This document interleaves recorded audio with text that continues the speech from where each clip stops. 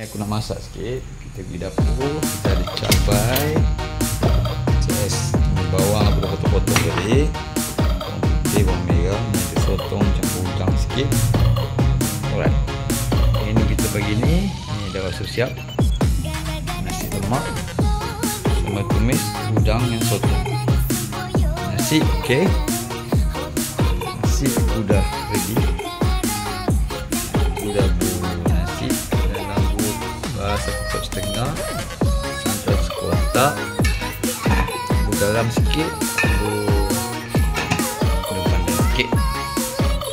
Ini kita mula di proses pembikinan sambal. Okey, mula-mula kita panaskan api.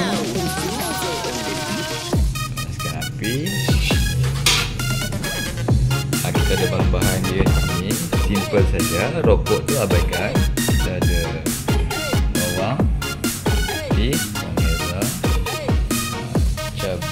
cili kering dah di blender. Kita ada sikit asam jawa, udang dan potong. Campurkan tunggu kuali panas. Masukkan minyak masak. Okey, kuali kita dah panas. Tuangkan minyak masak. Agak-agak tunggu minyak ni panas sikit. Panas. Campak bawang putih. Ambil sikit bawang merah tadi. Bawang merah tak banyak. Kita nak buat hiasan.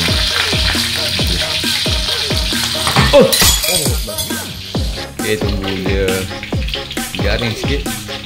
Tadi asam jawa kita bagi tumpah lah kan. Pecah. Ganti yang lain. Alright, inilah dia melaki. Masukkan cili kering yang dah blender tadi. Asam jawa ni kita tuang ni. Dan kering balik. Right, then kita kacau bagi dia sedikit masak dulu. Kuning dengan pecah masak. Okay, nampaknya dah garing. Masukkan je potong. Dia dah masuk. Tunggu dia sekejap je. Lepas tu kita boleh tambah asam jawa, garam sikit. Okay, kita masuk kita punya bawang je. Potong yang punya udang ni beku tadi guys. Jadinya lambat sikit, tapi tak boleh lama sangat. Nanti dia akan keras, tak sedap. Jadinya sebelum dia masak kita tu, masukkan terus asam jawa tadi. Right, potong di sini pun dia dah frozen tadi. Nanti dia akan ada berair lah. Jadi air kita banyak. Okay, ni yang pecah dia aku dah clearkan sikit. Tak nak bini aku detect. Ok, tunggu meledak sikit ni. Kita masukkan bawang. Lepas tu masuk garam cukup rasa. Guys, tadi aku dah masukkan garam. Kita perlu nak tunggu. Apa rasa lainnya. Alright, akhir sekali kita masukkan bawang ke dalam, berendam sama-sama udang dan sotong.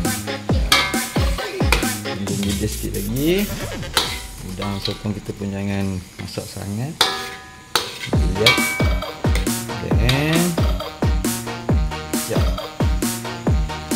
Sikit.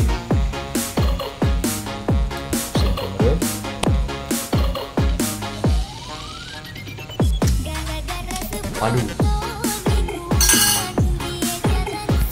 Tengok hasilnya. Nasi lemak. Okay. Padu guys. Sampai 9 jam ni masak. 9 jam. Lemak siap.